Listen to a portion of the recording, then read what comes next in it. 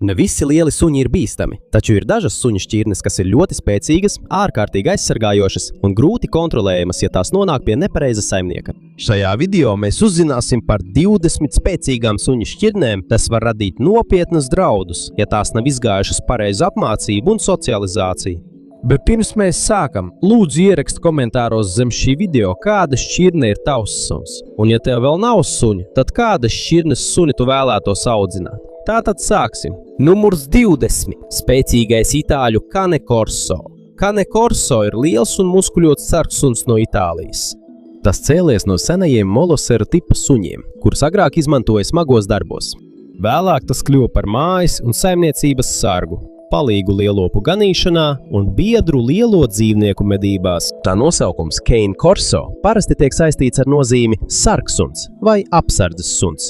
Tas atbilst tā dabiskajam raksturam. Cane Corso ir pazīstams ar savu modrību, pārliecību, inteliģenci un aizsargājošo attieksmi pret savu ģimeni. Taču šo suni nedrīkst audzināt bez skaidras apmācības. Kamēr suns vēl ir kucēns, tas jāradina pie citiem cilvēkiem, vietām, skaņām un dzīvniekiem. Ja suns nav pieradis pie apkārtējās vides ārpus savas mājas, tas var sākt uzskatīt katru svešinieku par draudu. Svarīgas ir arī pamata komandas, piemēram, sēdi, paliec, nāc un pareiza pastaiga ar pavadu. Nav nepieciešama vardarbība vai iebiedēšana. Daudz efektīvāka ir mierīga, stingra un konsekventa apmācība. Tam nepieciešamas arī ikdienas fiziskās aktivitātes un garīgās nodarbes.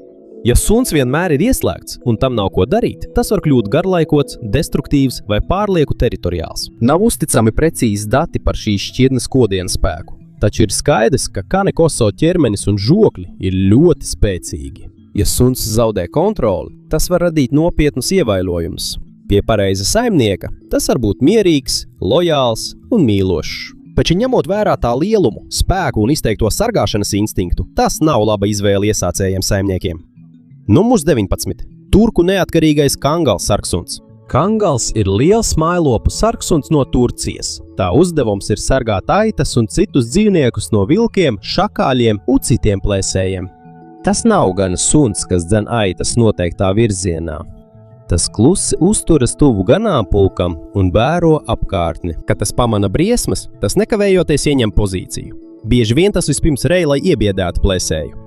Tā mērķis ir atturēt pretinieku no tuvošanās, nevis uzreiz iesaistīties cīņā. Kangal ir liels, ātrs, izturīgs un neatkarīgs. Tas ir audzināts, lai strādātu patstāvīgi, pat ja nav cilvēka, kas pastāvīgi dod norādījumus. Tas spēj pieņemt lēmumus pats, kad pamana briesmas.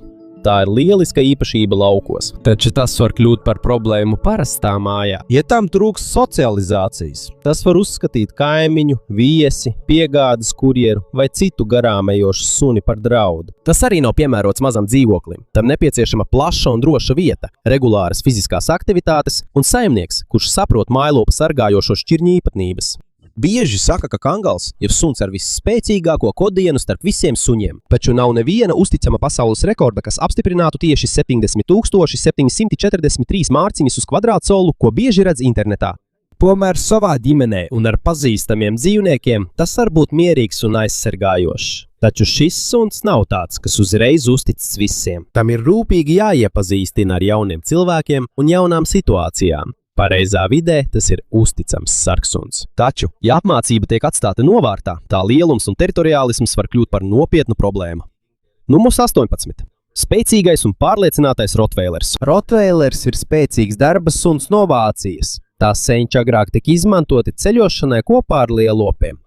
Vēlāk tas kļuva slavens Rotveilas pilsētā, kur miesnieki to izmantoja, lai dzītu liellopus un vilktu gaļas pilnus ratus. Šim darbam bija nepieciešams spēks, izturība, inteliģence un aizsargājošs raksturs. Kad samazinājās ratu vilkšanai izmantoto suņu nepieciešamība, Rotveilers sāka izmantot policijas darbā, meklēšanas un glābšanas operācijās, aizsardzībā un citos dienestos. Tas ir pazīstams ar savu pārliecību un vērīgumu. Tas nevienmēr uzreiz kļūst draudzīgs pret svešiniekiem.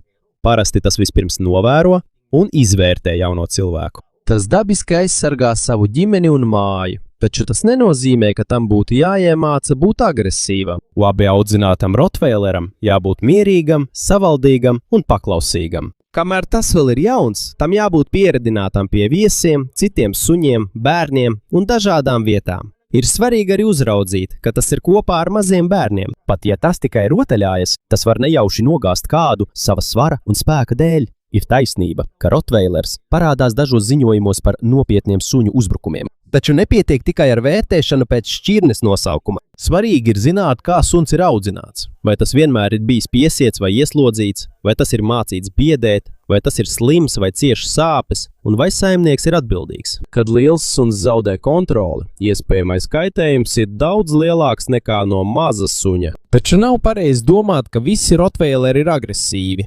Ja Rotveilers ir pareizi audzēts, apmācīts un socializēts, tas var būt lojāls, rotaļīgs, maigs un lielisks ģimenes draugs. Numurs 17. Modrais un inteliģentais Dobermans. Dobermana pinčers tika izveidots Vācijā 19. gadsimta beigās. Tas tika nosaukts Luīsa Dobermana vārdā, kurš bija nodokļu iekasētājs un vēlējās iegūt drosmīgu un uzticamu suni, kas viņu pavadītu. Sargātu viņu darba laikā. Tāpēc Dobermans kļuva pazīstams kā ātri apmācāms, modrs, drosmīgs un lielisks sargsuns. Taču tas nav piedzimis ar vēlmi uzbrukt cilvēkiem. Tā raksturu lielā mērā ietekmē vaisla, apmācība, socializācija, veselība un īpašnieka attieksme. Dobermanim ir nepieciešamas ikdienas fiziskās aktivitātes un garīgā nodarbinātība. Ja trūkst kustības, socializācijas un pareizas apmācības, tas var kļūt pārlieku nemierīgs, pārlieku sargājošs vai grūti kontrolējams. Ja saimnieks ir atbildīgs, tas var kļūt par lojālu ģimenes biedru un uzticamu sargu. Taču tā kā tas ir ātrs, spēcīgs un gudrs, tam ir nepieciešami skaidri noteikumi un konsekventa aprūpe. Numurs 16. Enerģiskais Sibīrijas haskijs. Sibīrijas haskijs ir darba suns, kas radīts, lai vilktu kamanas garos ceļojumos augstās vietās. Tas ir pazīstams ar savu ātrumu, izturību un augsto enerģiju. Parasti tas ir draudzīgs pret cilvēkiem, tāpēc tas nav dabisks sargsuns, taču tam ir spēcīgs instinkts dzīties pakaļ. Tāpēc tas ir jāuzrauga, kad tas ir kopā ar mazākiem dzīvniekiem, piemēram, kaķiem, vistām vai trušiem, tas arī lieliski prot aizbēgt. Tas var izrakties zem žoga, pārliekt tam pāri vai atrast caurumu, lai izkļūtu ārā. Tāpēc nepieciešams izturīgs žogs un regulāras fiziskās aktivitātes. Ja tam trūks kustību un nodarbošanās, tas var kļūt nekārtīgs un grūti kontrolējams. Nevis tāpēc, ka tas būtu dabiski ļauns, bet gan tāpēc, ka tā pārmērīgā enerģija nav pareizi izlietota. Numurs 15. Uzticamais vācu aitu suns. Vācu aitu suns ir viens no pazīstamākajiem policijas un militāriem suņiem pasaulē. Tas ir gudrs, ātri mācās un spēj veikt dažādus darbus, piemēram, meklēt pazudušus cilvēkus, atklāt nelegālas vielas un sargāt. Tas ir arī spēcīgs un aizsargājošs. Taču tas nenozīmē, ka katrs vācu aitu suns uzreiz ir agresīvs. Ja audzēšana, apmācība un socializācija ir veikta pareizi, tas var būt mierīgs, paklausīgs un mīlošs pret ģimeni. Problēmas rodas tad, ja suns nav pieredzis pie citiem cilvēkiem, tiek pastāvīgi turēts ieslodzījumā vai apmācīts ar vardarbību. Tā kā tas ir liels un spēcīgs, sekas var būt nopietnas, ja saimnieks zaudē kontroli. Tāpēc tam ir nepieciešama skaidra apmācība, regulāras fiziskās aktivitātes un atbildīga aprūpe. Numurs 14. Enerģiskais beļģu aitu suns Malinois. Beļģu aitu suns Malinois parasti ir vieglāks un bieži vien kustās ātrāk nekā vācu aitu suns. To izmanto dažas policijas un militārās vienības, jo tas ir modrs, gudrs, ātri mācās un tam ir ļoti augsta darba motivācija. Taču šīs pašas īpašības ir arī iemesls, kāpēc tas nav piemērots visām ģimenēm. Tam nepietiek ar vienkāršu īsu pastaigu katru dienu. Tam ir nepieciešamas intensīvas fiziskās aktivitātes, prāta nodarbināšana un skaidri uzdevumi. Ja tam vienmēr nav ko darīt, tas var kļūt ļoti nemierīgs, destruktīvs vai grūti savaldāms. Malinois nav slikts mājdzīvnieks, taču tas tika radīts kā darba suns. Tāpēc tam ir nepieciešams saimnieks ar pietiekami daudz laika, zināšanām un pieredzi augstas enerģijas suņu aprūpē.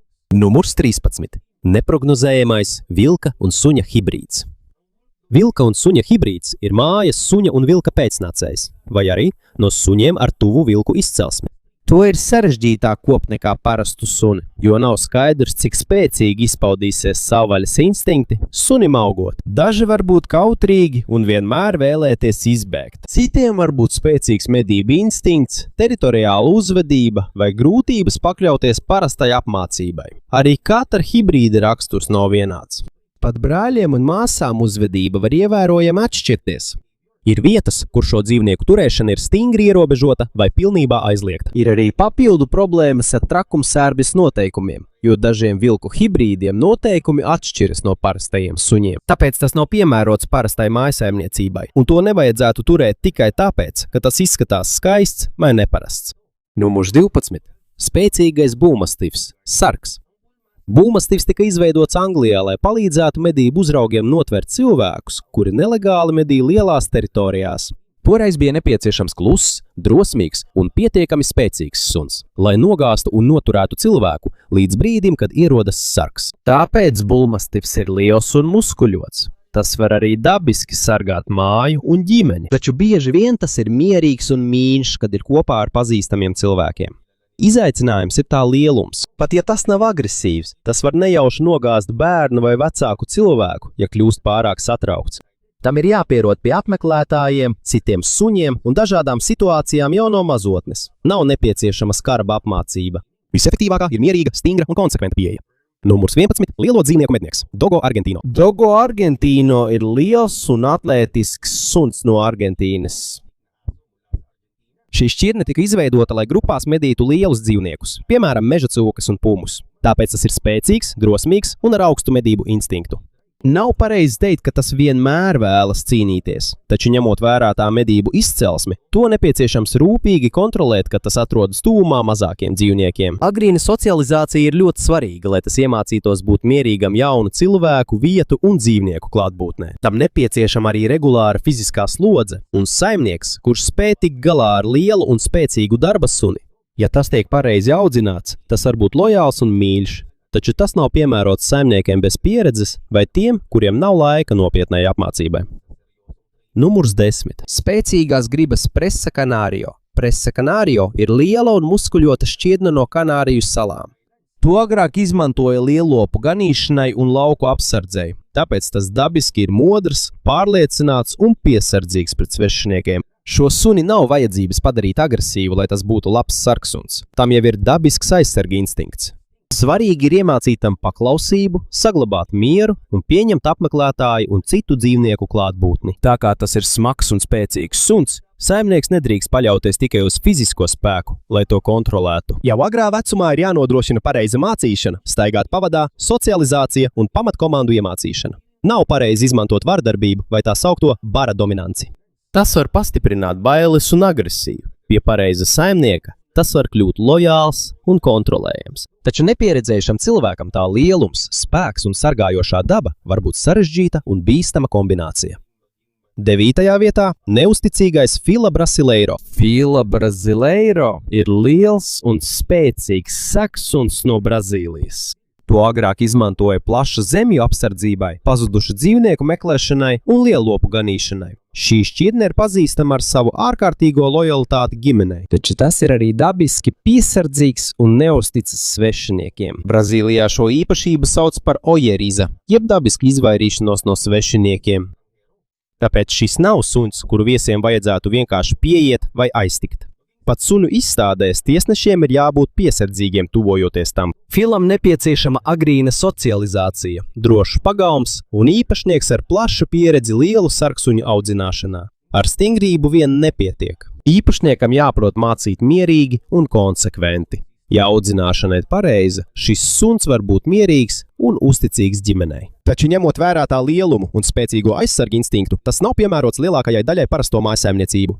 8. vietā – Japānas spēcīgais Tosa. Tosa ir liela šķirne no Japānas, kas agrāk tika audzēta suņu cīņām. Tā izveidojās sajaucot vietējos Japānas suņus ar dažām lielām šķirnēm no citām valstīm.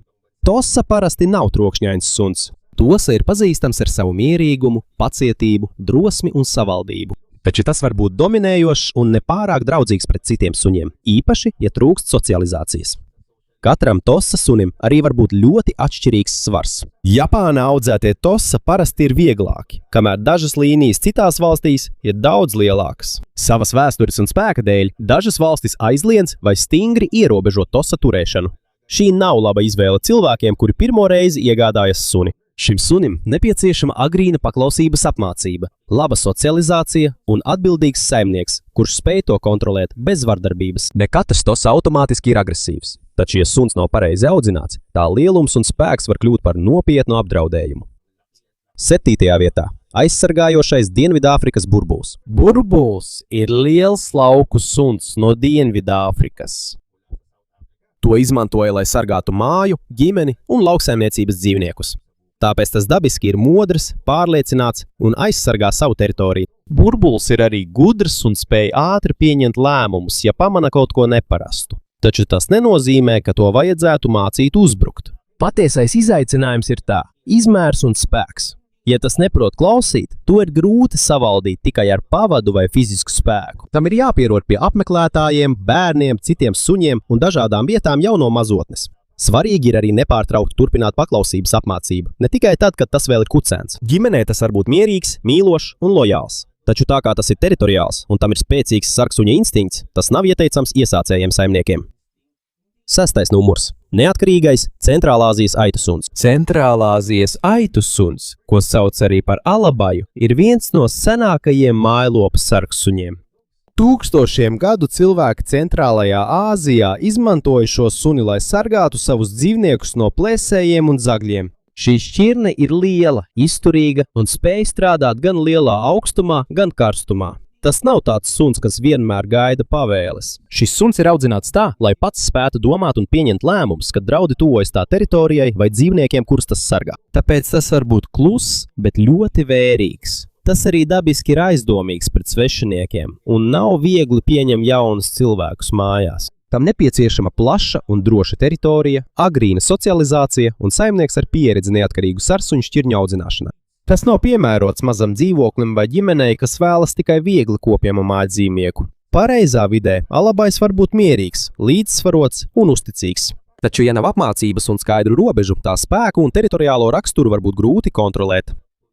Numur 5. Milzīgais Kaukāza aitu suns. Kaukāza aitu suns ir ļoti liels mājlopu sargsuns no Kaukāza reģiona. Daudzus gadus tas tika izmantots, lai sargātu aitas, mājas un plašas teritorijas no plēsējiem un zagļiem. Tam ir bieza vilna, jo tam jāizdzīvo augstā un skarbā kalnu klimatā. Savas lieluma un biezās spalvas dēļ tas tuvumā izskatās pēc maza lāča. Tas ir dabiski drosmīgs, pārliecināts un aizsargājošs. Ja tas pamana draudus, tas spēj rīkoties, negaidot pavēli no saimnieka. Taču nav pareizi apgalvot, ka visi Kaukāza aitu suņi automātiski ir agresīvi. Saskaņā ar Amerikas kinoloģijas klubu tas var būt laipns, lojāls un mīlošs pret savu ģimeni. Taču tas ir nopietns sargsuns un var ļoti asi reaģēt, ja kādu cilvēku uzskata par draudu. Tāpēc ir ārkārtīgi svarīga agrīna socializācija. Jau kucēna vecumā tam jābūt pieradinātam pie apmeklētājiem, citiem dzīvniekiem, trokšņiem un dažādām vietām. Tam arī nepieciešams plašs un drošs pagalms. Tas nav piemērots dzīvošanai mazā dzīvoklī vai mājā, kur bieži ierodas daudz viesu bez pienācīgas iepazīstināšanas. Arī izplatītie precīzie šī suņa kodiena spēka rādītāji nav uzticami. Skaidrs ir tas, ka šis suns ir ļoti liels un ļoti spēcīgs. Tāpēc, ja tas netiek kontrolēts, var nodarīt nopietnas bojājumus. Pie pareiza saimnieka tas var būt mierīgs un uzticams sargsuns. Taču tā kā tas ir neatkarīgs teritoriāls un grūti apturams, kad reaģē, tas nav piemērots iesācējiem vai cilvēkiem, kuri meklē tikai parastu ģimenes mīluli. Numurs 4. Spēcīgais un neatkarīgais Akita. Akita ir liels un izturīgs suns no Japānas. Agrāk to izmantoja medībām Ziemeļjapānas kalnos. Tas ir pazīstams arī ar savu drosmi, klusumu un ārkārtēju lojalitāti ģimenei. Taču tas nenozīmē, ka visi Akita automātiski ir agresīvi. Patiesībā viņi ir neatkarīgi un var būt agresīvi pret svešiniekiem un citiem suņiem. Tā kā viņiem ir spēcīgs ķermenis, jau agrā vecumā viņi ir jāapmāca un jāpieradina pie dažādiem cilvēkiem, dzīvniekiem un vietām. Arī tik lielam sunim visu atbildību nedrīkst uzlikt tikai jaunam saimniekam. Ja apmācība un aprūpe ir pareiza, viņi var kļūt par mierīgiem un uzticīgiem pavadoņiem. Bet ja viņus atstāja novārtā un nepieradina pie citiem cilvēkiem, viņus ir grūti kontrolēt viņu spēka dēļ. 3. numurs – jaudīgais Aļaskas malamuts. Aļaskas malamuts ir radīts, lai vilktu smagas kravas augstajos Arktikas reģionos. Parasti tās varas sasniedz no 75 līdz 85 mārciņām. Tas ir pazīstams ar savu izturīgo ķermeni, spēku un spēju ilgstoši strādāt. Tas nav vienkārši suns, kas būtu apmierināts tikai ar īsu pastaigu. Tam ir nepieciešamas regulāras fiziskās aktivitātes, pietiekami daudz vietas un uzdevumi, kuros tas var izmantot savu spēku un prātu. Ja tas vienmēr tiek turēts iesprostots un tam nav ko darīt, tas var kļūt nekārtīgs, spītīgs vai grūti savaldāms. Tam ir arī dabisks instinkts vajāt mazākus dzīvniekus, tāpēc tas ir rūpīgi jāuzrauga, ka tas ir kopā ar mazākiem mājdzīvniekiem. Pie pareiza saimnieka malamuts var būt mīļš, uzticīgs un rotaļīgs. Taču ņemot vērā tā lielumu un spēku, tas nav laba izvēle cilvēkiem, kuriem nav laika apmācībai un fiziskām aktivitātēm. Numurs 2. Nopietnais un atturīgais čau čau. Čau izskatās pēc liela plīša lāča, pateicoties biezajam kažokam, kas atgādina lauvu. Taču tas nav parasts suns, kas uzreiz pienāks klāt un spēlēsies ar visiem. Čau čau ir sena šķirne no Ķīnas. Tas ir pazīstams ar savu cieņpilno, neatkarīgo, nopietno raksturu un ir diezgan atturīgs pret svešiniekiem. Nav taisnība apgalvojums, ka tas vienmēr uzbrūk bez brīdinājuma. Pareizāk būtu teikt, ka var būt grūti saprast tā uzvedību, ja saimnieks nepazīst suņa ķermeņa valodu. Ja tas nav pieredzes pie cilvēku pieskārieniem, svešiem cilvēkiem un citiem dzīvniekiem jau no mazotnes, tas var kļūt ļoti aizsargājošs. Tā kā tas ir neatkarīgs, nepieciešama pacietīga un konsekventa apmācība. Nedrīkst kliegt, sist vai piespiest, jo tas var tikai vēl vairāk mazināt uzticību. Ja čau čau ir pareizi audzināts, tas var būt kluss, tīrs un lojāls ģimenei. Numur 1. Pretrunīgi vērtētie pitbullu tipa suņi. Pirmajā vietā nav tikai viena šķirne. Vārds pitbulls tiek lietots kā vispārējs apzīmējums vairākiem līdzīgiem suņiem. Šeit var ietilpt amerikāņu pitbull terjers, amerikāņu Staffordshires terjers, Staffordshires bull terjers un dažas jauktas šķirnes. Tāpēc ir grūti izveidot precīzu statistiku. Kad notiek uzbrukums, dažreiz tikai pēc izskata nosaka, ka suns ir pitbulls, taču var kļūdīties. Pat cilvēki, kuri ir pieraduši atpazīt šķirnes, var kļūdīties, ja nav ciltsrakstu vai DNS testa. Dažiem pitbulla tipa suņu senčiem ir tumša vēstures puse. Agrāk dažus suņus izmantoja vēršu kirskīnāšanā, kas bija nežēlīga izklaide, kurā suni nostādīja pret vērsi. Kad tas tika aizliegts, dažus sāka izmantot nelegālās suņu cīņās. Tāpēc tika izvēlētas līnijas, kurās suņi izcēlās ar spēku, atletisku ķermeni un Taču tas nenozīmē, ka katrs pitbulla tipa suns automātiski vēlas uzbrukt cilvēkiem. Daudzi no viņiem ir mīļi, rotaļīgi, uzticīgi un draudzīgi, ja ir pareizi audzināti. Lielākais risks rodas tad, kad viņu spēks nonāk nepiemērotas saimnieka rokās. Nepietiekama apmācība, izolācija, vardarbība vai izmantošana nelegālās cīņās. Ir arī suņi, kurus apzināti audzina, lai iebiedētu, kuri vienmēr ir piesieti ārā vai nav pieradināti pie citiem cilvēkiem un dzīvniekiem. Šādos apstākļos palielinās agresijas risks. Patiesi, pitbulla tipa suņi bieži parādās ziņojumos par smagiem uzbrukumiem, īpaši Amerikas Savienotajās valstīs. Tomēr jābūt piesardzīgiem interpretējot datus. Šķirne nevienmēr tiek apstiprināta. Tāpat nevienmēr ir zināms, cik daudz pitbulla tipa suņu ir konkrētā vietā. Tāpēc ir grūti noteikt katra suņa patiesos riskus.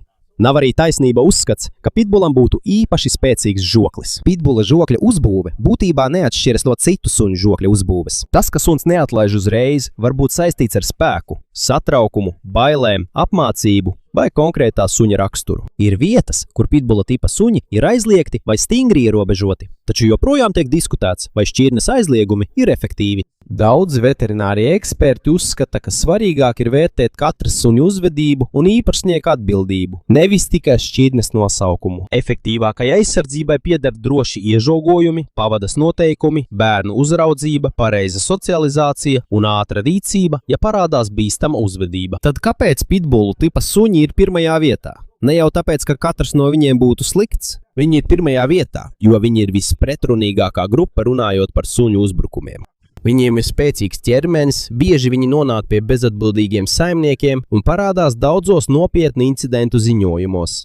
Taču suni nevajadzētu vērtēt tikai pēc galvas formas vai šķirnes nosaukuma. Pareizi audzināts pitbulla tipa suns var būt mīlošs un labi kontrolējams mājdzīvnieks. Novārtā atstāts, sists vai apzināti par agresīvu padarīts suns, neatkarīgi no šķirnes, var kļūt bīstams. Vienīgā atšķirība ir tā, ka ja suns ir liels un muskuļots, iespējamie ievainojumi var būt daudz nopietnāki. Tā ir vissvarīgākā mācība šajā sarakstā. Šīs šķirnes nav dzimušas kā briesmoņi.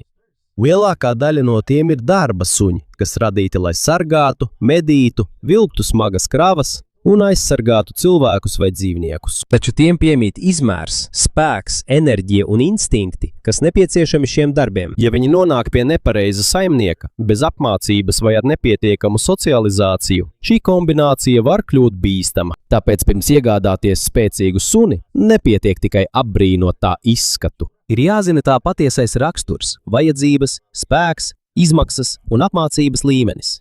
Jo galu galā vislielāko ietekmi uz suņu uzvedību atstāja ne tikai tā šķirne. Liela nozīme ir arī cilvēkam, kurš viņu audzinājis un ir par viņu atbildīgs.